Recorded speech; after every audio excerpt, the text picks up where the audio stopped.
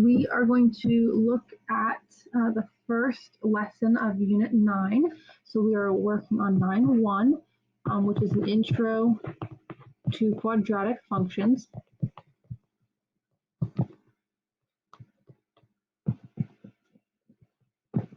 Remember that you do need to be taking notes on these videos. You need to be pausing it, rewatching it, whatever you need to do to get all the notes down. I would recommend you have a notebook, or if you want just pieces of paper, and then put it in a folder or in your binder if you took your binder home from school. Okay, but please make sure you are taking good notes. So with quadratics, so this is a new type of function. We talked about linear functions already. Remember, linear equations look something like y equals 2x plus 3, or 5x plus 7y equals 8. Linears have x's and y's, where all of your exponents are just an imaginary 1. Okay? And when you graph these linear, they made some type of a line. So we're going to look into quadratics now. So first, in their equations, quadratics are going to have an x squared. Okay, so they're going to have that x squared term. Okay, the parent function is y equals x squared. And if we go to Desmos, we're going to graph that real quick. I'm going to type in y equals x squared. This is what the graph looks like. You notice that it, first of all, hopefully you notice it looks like a U. The parent function has the very bottom point is here at 0, 0. That is where it crosses the x-axis. It's where it crosses the y-axis. That is the lowest that this graph will go. So this is what your parent function looks like. All quadratics, when you graph them, will look like a U.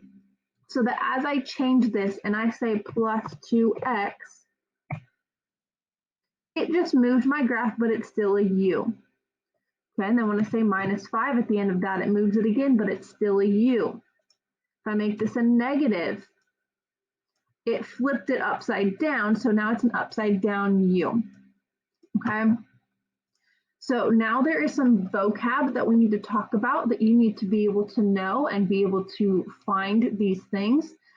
This would be a good idea if you were to pause this video so that you can write all of this down.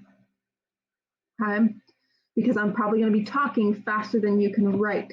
So it might be a good idea to pause it, write it all down, and then listen to what I say after that. All right, so y-intercept you've talked about before. It's just the location of where your graph crosses the y-axis. So I'm going to come back here. We can even look at this graph right here. See how it crosses the y-axis right here? Your y-intercept then is 0, -5. The x-intercepts we've talked about before are where your graph crosses, or in this case, it might just touch the x-axis. It might not always cross it. It might only touch it. With x-intercepts, it is important to note that with linears, you only ever had one. Your line only ever crossed the y-axis once. But with our U-shape, there are options. There's possibilities. Our U-shape might look like this, in which case, look, we have two x-intercepts, two x-intercepts. Our graph might look something like this, in which case we have one x-intercept. Or it might look like the graph that I have right now. Here's my x-axis. So how many x-intercepts does this graph have? It has 0. So for quadratics, it is possible to have 0, 1, or 2 x-intercepts. Another two vocab words that mean the same thing, roots and zeros, are just other names for x-intercepts. So I could ask you what are the x-intercepts of this graph, and you would tell me it's these two coordinate points. I could also have asked you what are the roots, and you would say the exact same answers. Or I could say what are the zeros, and you would say the exact same answers. X-intercepts, roots, and zeros all mean the same thing. The vertex is the coordinate point of the highest or lowest point on the graph. So if I'm looking at this graph right here is 1, -4. That is the highest point of this graph. That is your vertex is 1, -4. The axis of symmetry, every single quadratic makes this U shape, which means I can split this in half vertically, and my left side and my right side would match. So the axis of symmetry is the line that goes through the middle of the graph vertically. It has an equation, right here has an equation of x equals h,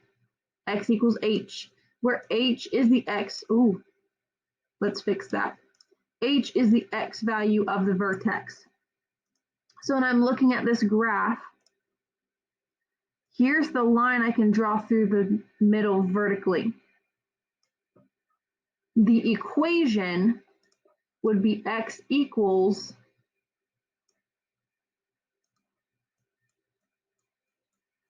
and then what did we say the x value of the vertex was? Well, if I come back here, I can look, it is 1. So my equation is x equals 1. Okay? The maximum or minimum is just the highest or lowest that the graph will go. In this case, it's just the y value of the vertex. If I ask you, what's the maximum of this graph? Well, maximum implies going up or going down. So the maximum is just -4. The vertex is the coordinate point 1, -4. But the maximum or minimum is just the y value portion. Okay? So we're going to go through a couple of examples together. We're going to use Desmos to graph these. On your iExcels, you will already have graphs on there. So let's go ahead and I'm going to change this so that I have y equals x squared plus 3x minus 4. And then if you need to, you can always move your graph around however you need to. I would highly recommend that you do this graph as I do it so that you can see everything on your own computer, okay? You can have 2 screens open just like I do. Have Desmos open on one and have this video open on the other. So it asks these couple of questions. What is the y-intercept? So remember the y-intercept is just where is it located on the y-axis? And if I come right here, I can see it is at 0, -4. So your y-intercept is at 0, -4. The next question asks you how many roots are there? Remember that roots are the same thing as x-intercepts. So how many x-intercepts does this graph have? How many times does it cross the x-axis? In this case, there are 2 of them. And then it asks you where. So you're going to tell me those coordinate points. -4, 0.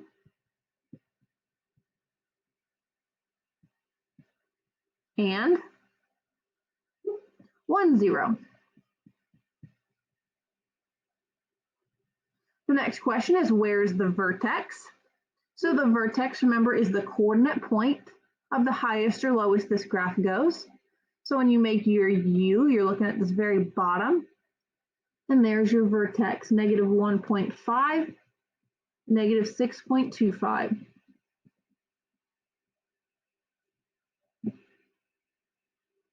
The axis of symmetry is the line that goes through the middle. It is always an equation x equals, and then it's just the x value of your vertex, which in our case was -1.5. Then it asks, does this graph have a maximum or a minimum? So does this graph have a point that is the highest or the lowest the graph will go? Is there a certain point that stops at the bottom or at the top? If I look at the top, it keeps going. If I look at the bottom, it stops right here. That means that is a minimum. And where is it located? Remember, our minimum is just the y value of the vertex, so -6.25. Make sure you get all of these things copied down, at least get yourself the equation and all of these answers, because you can always go back and look at Desmos. You can type this in later to see where your answers came from, but please make sure you get these things written down.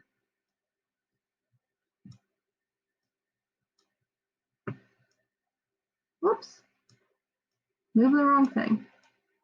Our next one, I'm going to just come in here and change this. It says negative x squared minus 4x minus 4. Move your graph if you need to, depending on where your screen landed. It asks you once again, where's your y-intercept? Where does it cross the y-axis? Right here at 0, negative 4. How many zeros? Remember, zeros are the same thing as roots, and they're the same thing as x-intercepts. So how many times does it cross the x-axis? In this case, it's just 1. And where is that negative 2, 0? The vertex is your coordinate point of your highest or lowest point on your graph, where it makes that U, where it makes the peak or the valley. In our case, it happens to also be the same place as our zeros or our roots. It is at negative 2, 0. The axis of symmetry is that line that goes through the middle. It is always x equals, and then the x value of your vertex, which ours was negative 2. Now, do we have a maximum or a minimum? Do we have a point that is as far down as it will go or as far up? In our case, we have a maximum because this is the highest that graph will go. And where is it located? Is the y-axis of the vertex, which is 0. One more to go through. So let's change these. It says positive 3x squared plus x plus 2. Move your graph if you need to, zoom in or zoom out. Where are your x-intercepts, or what is your x-intercept? Might need to zoom in if you need to, but it is at 0, 2.